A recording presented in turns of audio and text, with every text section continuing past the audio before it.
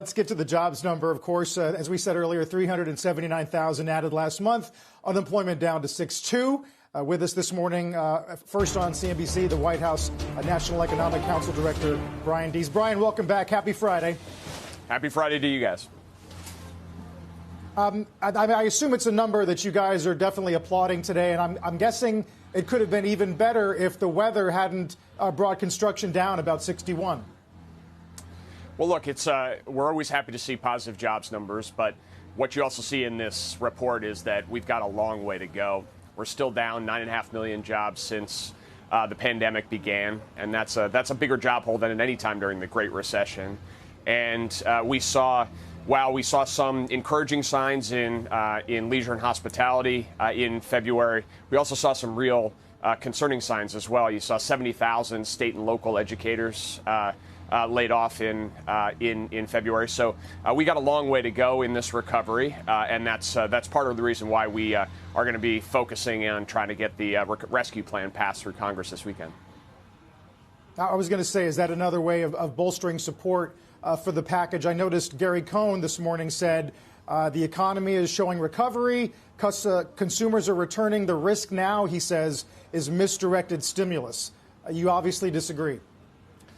Look, we look at a 9.5 million jobs down, and at the pace that we've seen over the last couple of months, it would take years and years to get back just to the pre-pandemic level. And of course, that's not where we want to get. We want to get back to trend growth. So we have a long way to go here, and we also have to recognize that the unevenness of this crisis persists.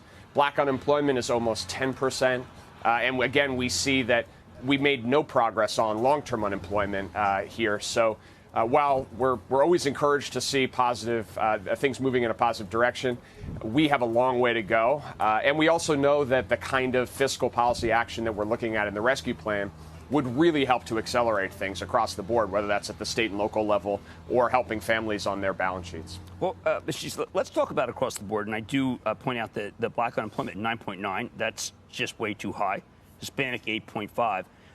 But you're sending a package of $1,400 pretty much to everybody at a certain, really at a certain income. Wouldn't you rather see that go disproportionately to the people who are unemployed? Well, let's talk about what's in this plan. First of all, it extends and expands unemployment insurance for the millions of Americans. And as you say, the measured unemployment rate for blacks and Hispanics is what you cited. But most economists agree that actually, if you look at the actual unemployment rate, it's probably more like 8 to 9% nationwide. And those numbers for blacks and Hispanics are well into the double digits. So this plan would provide direct assistance to them.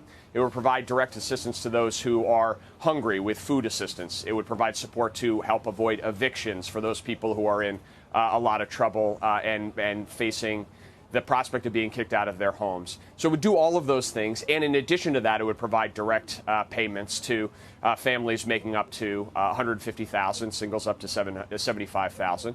We think that's an appropriate thing to do given the degree to which this crisis has actually put working families at a disadvantage. We think that providing that support right now would help bolster and help provide a bridge to when we actually can see real durable signs of recovery. Well, Brent, some of the numbers that I see, I own a couple of restaurants, but it's looking about 150,000 restaurants have closed through no fault, obviously, of their own. It's because of the pandemic. They hire a lot of people.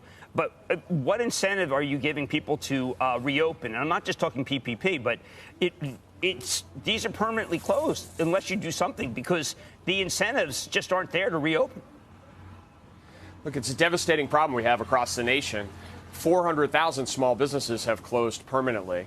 Many of them are facing real challenges. So what we want to do is we want to provide a bridge. And as you say, the PPP program really does provide a bridge. We're targeting those resources at the smallest firms, typically those with less than 20 employees that are disproportionately negatively hit. But we also want to start to provide some growth capital. So one of the things in this rescue plan is a small business opportunity fund would work with states to provide growth capital to companies so they can start to take advantage of parts of the economy where they're seeing that growth and actually build as well. So this is about both a bridge, but also how we start to help those smallest firms, many of whom are in the restaurant and hospitality sector, as we start to come back. So that's part of the rescue plan, too. When you talk about a bridge to durable signs of recovery, give me what will be those signs of recovery and tell me when your expectations are that we'll actually start to see them. Well, one thing I've learned in this job is you never want to make predictions about the economy. Inevitably, they'll be wrong. What I think we want to see is we want to see faster job growth. We want to see more reopening, and we want to see reopening in ways that will actually help those families and those communities that have been the hardest hit. So we want to get schools reopened. We want to get support to people that need it the most, those who are unemployed, those who are facing acute crises around hunger, around homelessness. And do so in a way that we can actually start to get some durable momentum in the economic recovery. So when we bring you on here and we're adding, what, 6, 7, 800,000 jobs in a month, is that going to be a sign? Look, we will always be rooting for more job growth for more Americans across the board. We think that if we pass this rescue plan right now, we could be poised for really strengthening this economy and getting to full employment significantly faster than that most forecasters estimate without this plan. So that's our goal. Brian, really quick, while we have you, we got to ask about the semiconductor shortage. Both as an industry story and as a macro story, I wonder how you think it fits into the overall picture of scarcity, which is becoming a running theme in the economy as we move into the spring. Look, in the short term, myself and my counterparts in the national security team are spending a lot of time interacting with our counterparts in the Taiwanese government and other governments, trying to make sure that we do what we can to encourage the supply to help address some of the short-term shortages in the auto industry and other sectors. But this is not a problem that has a short-term solution. This is part of a longer-term challenge about vulnerabilities we have in the American supply chain. And so what we're really focused on is looking at how we can actually build more domestic industrial resilience in the supply chain for semiconductors, but also other key inputs that go into our manufacturing base, so that we don't find ourselves in a crisis like this where we see changes in demand and changes in supply patterns completely exposed. So you're going to hear a lot more from this White House about that going forward. We're going to focus on the short-term issues, but really the solution here is a longer-term strategy. And that's one where we've got broad bipartisan support. We want to work with Congress to provide the resources we need to actually build that strategy over the long term. Shepard Smith here. Thanks for watching CNBC on YouTube.